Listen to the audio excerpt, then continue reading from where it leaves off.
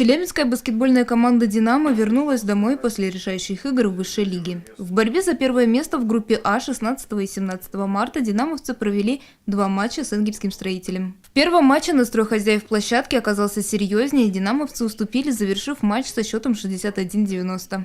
Выйдя на паркет после поражения, динамовцы в первую минуту матча отправили в корзину соперника сразу 2 трехочковых, закончив первый период в свою пользу. Во второй день, в общем-то, мы были гораздо мобилизованнее. Я попросил ребят с первых минут не терять концентрацию, и мы достаточно уверенно одержали победу, в общем-то, взяли реванш за первое выездное поражение. По результатам матча игроки «Динамо» доказали, что по праву являются лидерами в группе А. Итоговый счет 98-61. Напомним, динамовцы уже встречались с командой «Строитель» на домашнем паркете в декабре прошлого года, также уступив в первом и одержав победу во втором матче.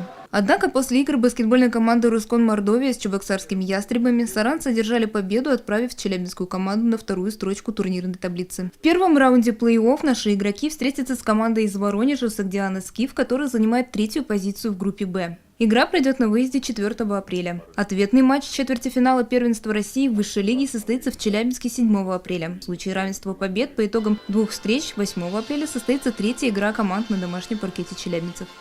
Каждую среду в городе появляется свежий номер газеты «Вечерний Челябинск». Оперативные события, новости политики, медицины, образования и культуры, эксклюзивные интервью, спорт, расследования и многое другое. «Вечерний Челябинск». Газета нашего города.